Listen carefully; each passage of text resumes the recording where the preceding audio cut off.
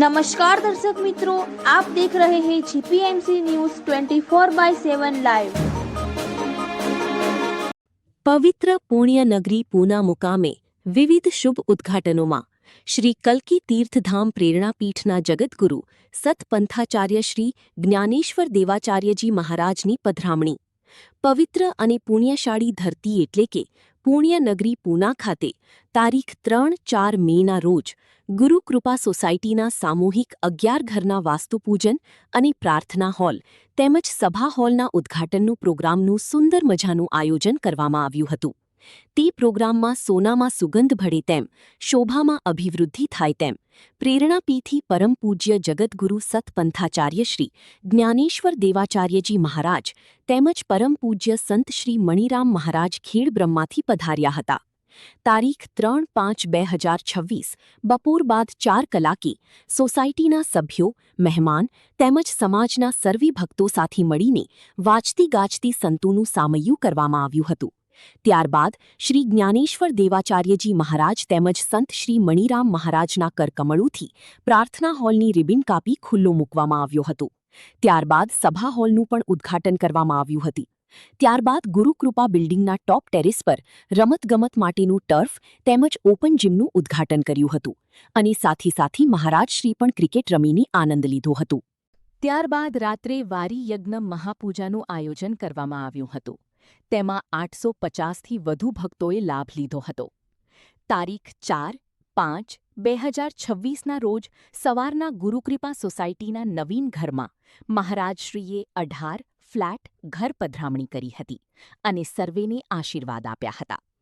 બપોર બાદ સામૂહિક સત્સંગનું આયોજન કરવામાં આવ્યું હતું, જેમાં ઉપસ્થિત સંતોનું ચંદન તિલક તેમજ ફૂલહારથી સ્વાગત કરવામાં આવ્યું હતું।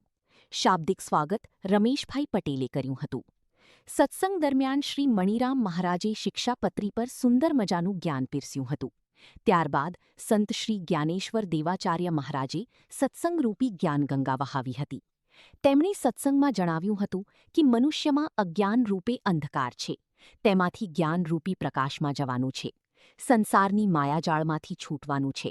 આ જીવ મોહમાયામાં ફસાયેલો છે, તે જ્ઞાનથી છૂટાય છે। જ્ઞાનથી જીવન જીવાય તો મનુષ્યનું કલ્યાણ થઈ જાય છે। વધુમાં તેમણે જણાવ્યું હતું કે આપણે જેવું વિચારીએ તેવું થાય છે, માટે હંમેશા સારા, ઉચ્ચ વિચારો રાખવા જોઈએ। આપણે દયા, ક્ષમા વગેરેના ગુણો રાખવા જોઈએ। ભૂખ્યાને ભોજન, અતિથિનું સન્માન કરવું જોઈએ। ગૃહસ્થીની ફરજો છે। તેમણે જણાવ્યું હતું કે વ્યસન ફેશનથી દૂર રહેવું જોઈએ। લવ જેહાદમાં ના ફસાવવાની બહેનો, દીકરીઓને અપીલ કરી હતી। રામાયણ, ગીતા, અથર્વવેદ વગેરે ઉપર ખૂબ સારી રીતે પ્રકાશ પાડ્યો હતો। આમ ઉપસ્થિત સૌ જનમેદનીએ મહારાજશ્રીની અમૂલ્ય જ્ઞાનવાણીનો લાભ મેળવ્યો હતો। કાર્યક્રમના અંતમાં સમગ્ર પ્રસંગની આભારવિધિ સુરેશભાઈ વાડિયાએ કરી હતી। અંતમાં સંતોની મિલનવિધિ કરી ભોજન પ્રસાદ લઈને સૌ છૂટા પડ્યા હતા। સમગ્ર કાર્યક્રમનું સંચાલન સુરેશભાઈ વાડિયાએ કર્યું હતું। આ સમગ્ર પ્રોગ્રામના નિમંત્રણ તરીકે જેમના ઘરના વાસ્તુ હતું તેવા શ્રી મિતેશભાઈ ભગત, પ્રકાશભાઈ વાડિયા, મિતેશભાઈ પારસિયા, રમેશભાઈ પટેલ, પરેશભાઈ પોકાર, જીતેન્દ્રભાઈ પોકાર, રમેશભાઈ પોકાર, Anilbhai Pokar, Jigarbhai Velani, Mayankbhai Dholu, Jagdishbhai Chauhan. Reporter Prakash Vadiya, Pune, GPMC news 24/7 live. एक और तो रमी पड़े।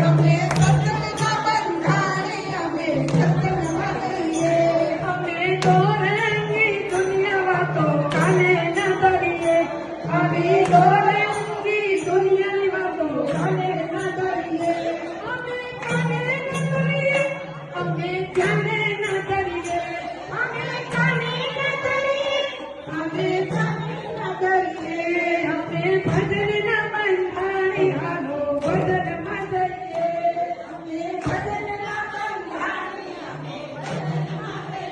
જે કોઈને માણસના આશીર્વાદ લેવાનો બાકી હોય તો આવી જશે.